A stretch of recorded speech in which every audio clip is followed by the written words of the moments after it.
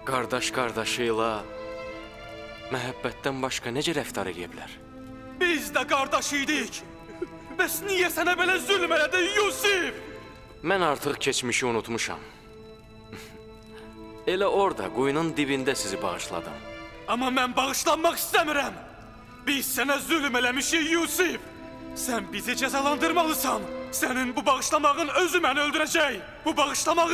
Bu bağışlamağın əslində bizə verdiyin ən böyük cəzadır. Sənə Allaha and verirəm Yusif. Sənə Allaha and verirəm Yusif.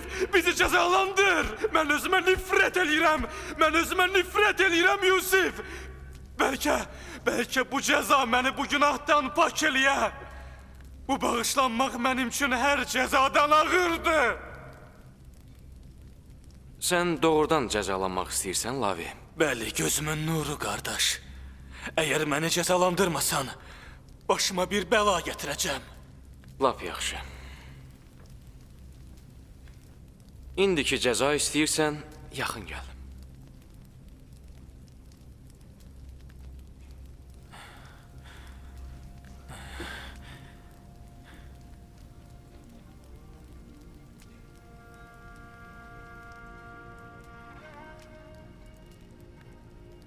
Vur Yusif. Sənə Allaha and verirəm, vur Yusif.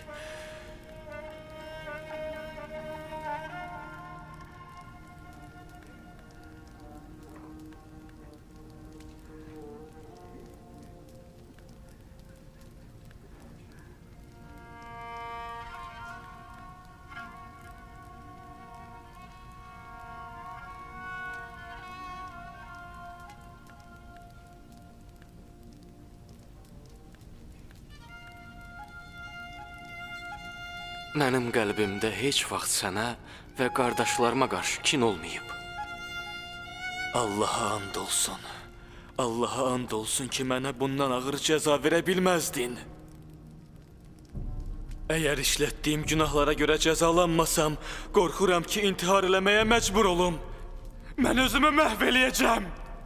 Səni and verirəm, tənbih elə. Sənə Allaha and verirəm, cəzalandır. Mən qardaşlarımın sənə elədiklərini gördüm, amma səsimi çıxarmadım.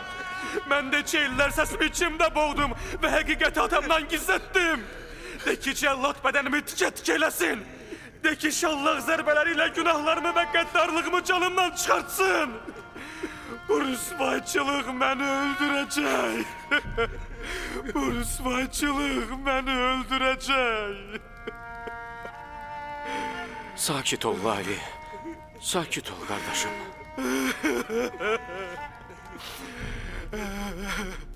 Qalx ayağa.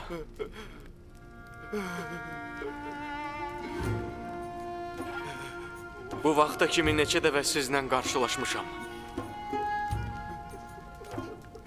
Dəfələrlə istəmişəm sizi bağrıma basım. Uzun çəkən ayrılığın dərdini aradan götürüm. Amma olmadı.